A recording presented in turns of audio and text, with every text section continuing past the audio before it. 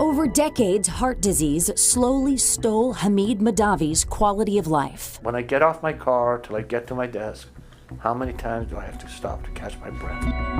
In 2015, the day after his son's wedding, he was hospitalized, 12 pounds of fluid removed from his body. The next year, it happened again, and his doctor suggested he go to Tufts Medical Center to be evaluated for a heart transplant. Hit me between the eyes with a 2x4, you know, like transplant. It was something you had not considered? Not really. They tried IV medications and inserted a pump that would help his heart make it to transplant. And then in November 2016, the call came. And I asked her, what can you tell me about the heart? And she just said, absolutely nothing.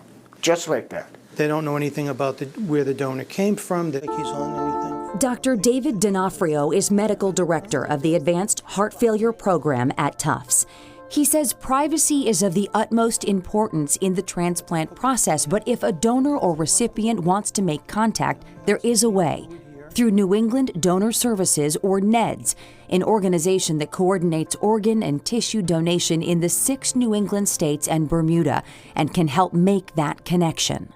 Some families, want closure and have given the gifts of life and don't want to communicate and know anything about recipients, but other families do and will get the letter and communicate. Hamid waited about a year and then sent a letter through NEDS to his donor's family. Within a week, we had a letter back. And at that point, as I said, I didn't know that she had been waiting for this letter. You like to draw. Charlene Slaver Roosevelt had been waiting for that letter. Hamid had received his heart from her son, Joey. Joey had what you would call an old soul right from the beginning. Very mature, very wise. Joey was an artist, a musician, and Charlene says he loved to learn. This is Joey's belt from when he was young and he was in the Scouts. He was 24 walking home one October night in 2016 when he was hit by a car. Charlene didn't know he was an organ donor, but she hoped she would one day meet the recipients of her son's gifts of life. And when I received Hamid's letter and his wife's letter, it was just mind-blowing. It was this peace. The pair continued to exchange letters and emails, now directly, without NEDS as the intermediary, and in July of 2018, they met for the first time.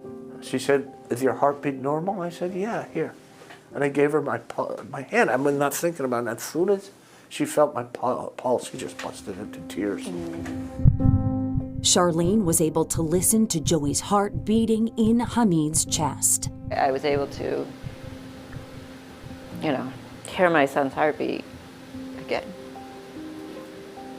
That first visit lasted hours, and they kept in close touch, their friendship growing by the day. I think about what they go and do. Hamid was told me he's going for a bike ride one day, and I said, alone? You don't have someone going?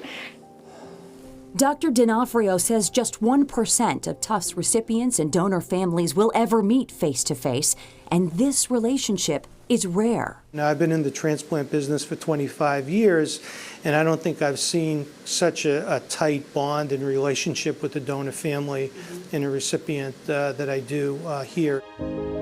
That bond never so clear as the moment Hamid walked Charlene down the aisle at her wedding this summer, pausing at an empty chair set aside in honor of Joey, taking the last few steps up to the altar, and then holding on. A powerful moment for everyone in that room. I could feel his heart beating through his suit.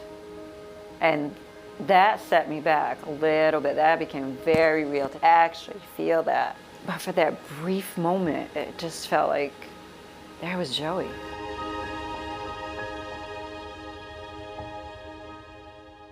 I always say, Charlene's counting on me to stay alive and be alive. Hamid and Charlene continue to stay in close touch, and they've made a promise to work together to increase awareness of organ donation through organizations like Heart Brothers Foundation, fundraising to fill the gaps for heart failure patients. Hamid also makes an effort to visit the same floor at Tufts where he once stayed. Hey! How's it going? Long time no see. Long time no see. How you been? Stopping in to chat with those now waiting for the same call that will save their lives. A very humble man, carrying a very humble heart. I believe the heart chooses the person. It's just where it was meant to be. I told you this had me in Yes. tears when I watched it earlier today. Just Goosebumps. unbelievable. And Charlene has actually communicated with some of the other recipients of Joey's organ donations. So his kidney and liver recipient were also at her wedding. Hamid is doing great, just welcomed another grandchild, and he did go with Charlene last month to visit Joey's gravesite on the anniversary of his death. Incredible. Unbelievable. Coming up, for the future of heart transplants, look to the past.